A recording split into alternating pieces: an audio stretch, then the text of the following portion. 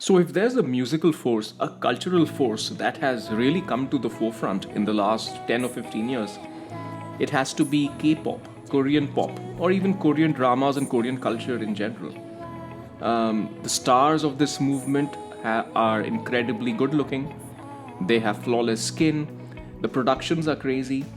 What's there not to like? But the thing is, when you look closely and you examine how this sausage of K pop is made, you find something that scares the bejesus out of anybody who loves, music, or rather rock music, the spirit of rock and roll, anybody who loves freedom, honestly. And more scary than that, you kind of see what the future of Western popular music, the Western massive music industry could be. Today, in this video of the Ministry of Guitar, we're going to show you something that may just scare you a little bit. So, hi everyone, welcome back to the Ministry of Guitar. I'm Utkarsh coming to you from Singapore. As always, if you like what I'm doing, please do like, subscribe, and share. And particularly the last bit of sharing really helps because my videos are not that easy to find. So if you can, if you liked what I did, please do take that leap of faith to share it in case you liked it. So Korean pop, where do I begin this? I guess the question to be asked is the difference between being a product and being art. A product is something for people to consume. It is designed by businesses to help them make a profit. Art is human expression. Sometimes the two are intermixed. I mean, the music industry is a lot of art that became productized so that people could, do this for a living. And as I've talked about in the other video, the Moneyball problem, constantly the music industry has been making a steady march towards becoming more and more of a product and less of art, right? Because profits become important and ultimately the corporations that run become better and better at making a profit from this product, which is based on the art of musicians. Now, when you look at Korean pop, you see not just the evolution, but maybe the ultimate result of this Moneyball journey that we have begun, definitely, even in the Western popular music industry. Korean pop is very interesting. It looks perfect. It absolutely looks perfect because production is amazing. As I was saying, people are great looking. Everything just seems as is. Everybody seems exactly where they need to be, expertly choreographed. But Korean pop is actually not really a music industry. I would say Korean pop is a group of cabals who are incredibly great at understanding the product, the musical product that their audiences like, and these audiences are Korea and beyond. And then they go through every means necessary to make the perfect product. And the consequence of making that perfect product is that the people who make the product, the Korean pop stars, the Korean pop musicians, I'm doing quotes for a good reason, their lives and their journeys do not resemble that of musicians in the West at all. If they resemble something, they resemble that of people potentially entering some sort of deal with the devil, giving up their freedoms, giving up their childhoods in many cases, essentially entering a boot camp for a significant period of their lives, and even after they quote unquote make it as a massive, maybe nationwide, maybe worldwide superstar, have less freedom than you and me. Now, what am I talking about? So, in the 1990s, there was this dude, this now proven scam artist called Lou Pearlman. And he decided, or rather, he realized something that, going back to the Moneyball principle, he realized that a bunch of reasonably attractive young people singing very, very well manufactured songs could be a very, very effective product to sell at a mass scale and make a lot of money out of. Same, the Moneyball thing, right? So he started doing it. He sat and recruited a few. He wanted to do it for, he basically realized that teenage girls really like are potentially an undertapped market. So he said, okay, let me find 4 young boys, whatever, late teens, early 20s, whatever. Let me create this product like what they call a boy band. And Lou Pearlman went and created something you may have heard of course, the Backstreet Boys.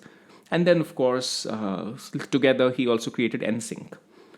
So that was the principle. Music is a product. You put some good-looking people, know your target audience well, make some well-manufactured songs using all the principles of songwriting, pop songwriting, and make this amazing product. The Korean pop industry went one step further. They're like, yeah, this sounds great. Lou Pearlman, hold my beer. And they perfected it. So what happens is now the Korean pop industry, all the bands are manufactured. Their product is no different from me working for, say, Procter & Gamble. Oh my God, I realized I have an old Procter & Gamble shirt on. Oh my God, not planned. Anyways, what was I saying? So it's like, okay, we need to create this product. We have this demographic. This is kind of what we need. We need 6 guys or we need 4 girls.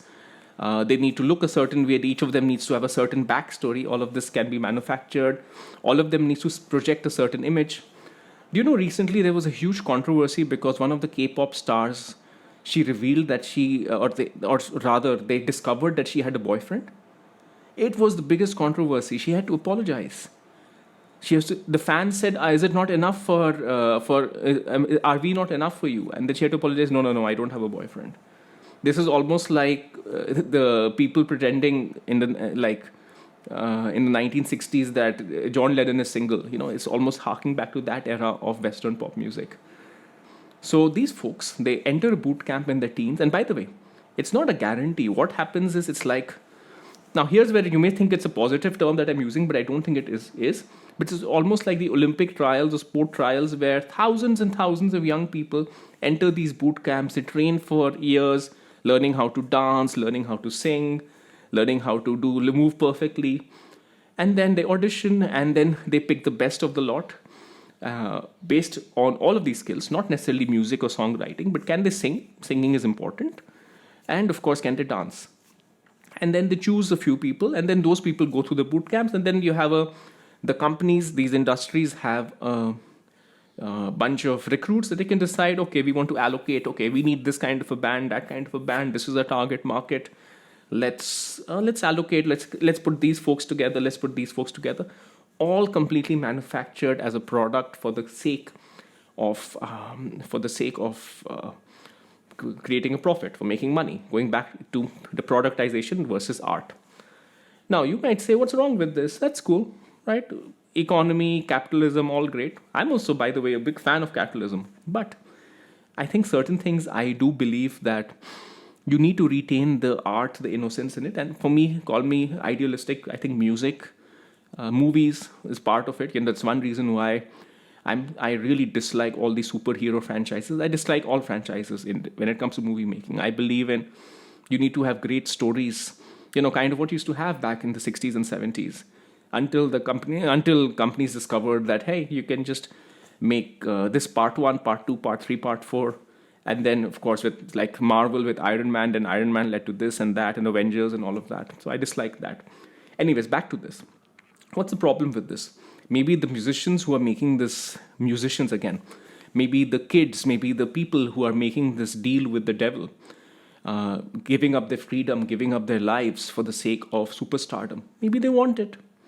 Maybe that's exactly what they want. And I'm sure quite a few of them do. But the reality is that the life of these folks is so tough and they have no freedom and they have to do whatever the corporations need them to do to project the right image. They are often, and this is not me speculating, it is proven, a lot of them, maybe not say most, I don't have numbers here, but a lot of them are severely depressed and they have significant issues. The number of South Korean superstars, K-pop stars committing suicide is not even funny. Not even funny. It is crazy the number of them that have committed suicide. You can look it up. I'm going to put some links over here. So while on the surface they have everything, they are household names, they are beautiful looking people. Reality is that the life is so tough and they are such a slave to the corporation that they just have to, sometimes they can't take it. And a lot of these people are musicians, right? They have, and if you have that urge to be a pop star, you do have some musical inkling in you, right? You're not a demon. You're not a mercenary necessarily. You're just participating in the system because that's all you have as an option. But you probably are pretty artistic, pretty sensitive to begin with. And imagine all your freedoms being curtailed. It is literally the deal with the devil. I will give you freedom. Sorry, I will give you stardom. I will give you fame. I will give you money. You give me your life. That's what it is, right? And for me as a musician, not that I ever had a chance, like I would never make it in that world, but I'm just saying, for me as a musician, for me as a fan of rock and roll, of the spirit of rock and roll, rebellion, etc. I know all of that has now also become manufactured, but just for that spirit of articulating yourself, of self-expression, of being an artist, of being a musician, to me that sort of deal sounds like my worst nightmare, right? And now here's the thing. A lot of things you see happening in one part of the world, and then slowly other parts of the world start adopting it once they realize how effective it is. If you look at the music industry, the entire music industry had been in free fall since 1999. 1999 was the peak. So it had been in free fall. But there was one country that found a way not only to make the music industry recover, but turn the music industry into a money-making behemoth with influence far beyond their shores and create a new money-making monster. And that was K-pop. So what makes you think that the principles, the best practices, as we say in business, adopted, created by K-pop, are not going to start getting adopted in the West? It's already happening. The West may have created the boy band, the manufactured band, but the Koreans perfected it. And now, as we move on to the era where late stage capitalism continues to be a big theme, where shareholders and profits get prioritized over everything else, this is going to happen. I mean, one argument would be, no, this won't happen. If they want the perfect star, they may just go with AI. AI is always going to be perfect. But I have a feeling that humans will always want humans. You may fake a human, but I'm sure there'll probably be laws against pretending that there's a human. I'm sure corporations won't break laws like that. So you'll probably need the perfect human. You'll probably start having the equivalent of, these boot camps for children or young teens to go through to try and become a pop star. This is not going to be American Idol where you go into one audition and you get potentially everything. You literally, like an Olympic athlete, have to start young, train and train and train, and then make it to the top, right, as one of these manufactured pop stars. But if you are a manufactured pop star, your freedom and your life is not your own. It is owned by the corporation. And you have to continue doing what you have to do in order for them to project whatever is most best for your image in order to maximize profit.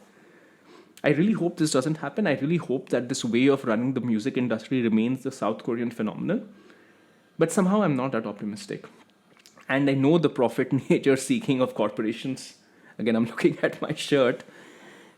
So yeah, forgive me if I'm a little bit skeptical and a little bit cynical, and I say that, not skeptical, cynical, and I think that this could be a very interesting import of business practices that the music industry in the West takes from South Korea and starts adapting it. Okay, anyways, I hope you got something new from this video. Let me know if you like videos like this, and I'll see you next time.